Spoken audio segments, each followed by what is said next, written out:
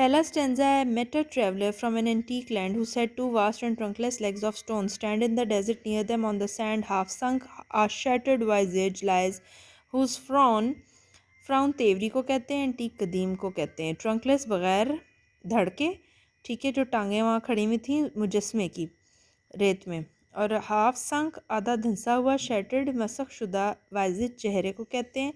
कहता है कि एक पोइट एक ट्रैवलर से मिला, ठीक है, वो एक कदीम जो है सरजमीन से आया था। उसने पोइट को बताया कि उसने एक स्टैचू देखा है जो कि सहरा में खड़ा है और उसकी दो टांगें हैं जो कि बग़ैर धड़ के हैं, और जो उसका चेहरा है वो अलग से रेत में धंसा पड़ा है, और जो उसके खदो खाल हैं चेहरे के वो भी बहुत मसख शुदा या ख़राब हो चुके हैं। Okay, you have to write down reference and then context, and after that explanation. The poet basically here tells us that he met a traveler that came from an ancient land, and he told the poet that he had seen a statue. It was standing in the desert. Its two huge legs were without a trunk.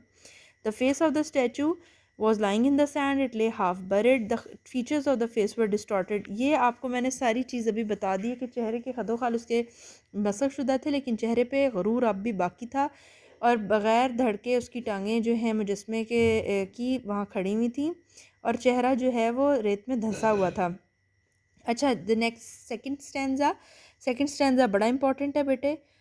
And wrinkled lip, snare of cold command, tell that its sculptor, well those passion ready, which yet survive stemmed on these lifeless things, the hand that mocked them, and the heart that fed.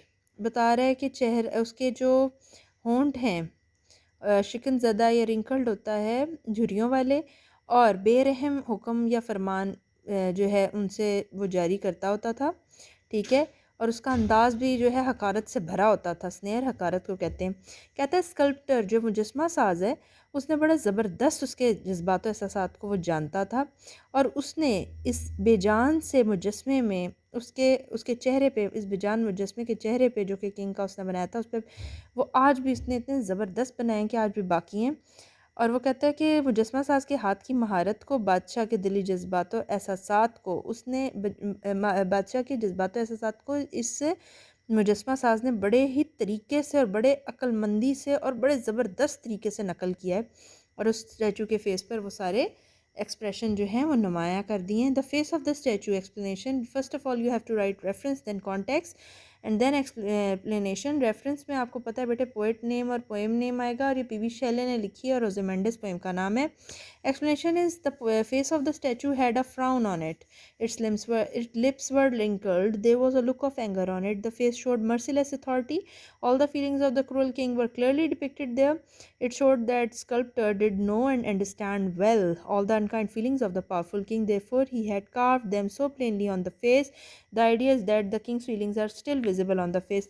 यहाँ पर वो कह रहे हैं कि जो चेहरा था स्टैचू का उस पर बल थे, माथे पे उसके होंठ जो थे वो शिकन ज़दा थे या झुर्रियों वाले थे, जो ये उसी का बता रहा है मुजस्मे का, और उसके चेहरे पे गुस्सा था, और चेहरे से बेरहम जो है वो आप कह लें कि हाकमियत, उसका चेहरा बेरहम हाकमियत का आकाश था।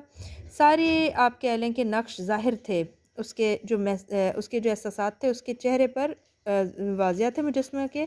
और वो कहता है कि स्कल्प्टर ने बड़ा ज़बरदस्त तरीके से उसको मुजस्मे के चेहरे पे उतारा है, उसके एक्सप्रेशन को, और ऐसा लगता है वो किंग को बड़े करीब से जानता था, इसलिए उसने बड़े ज़बरदस्त तरीके से उनको उसके चेहरे पे कुन दिया है। और आज भी वो कुछ बाकी है नहीं है, लेकिन उसके चेहरे पे वो एहसासात बाकी हैं।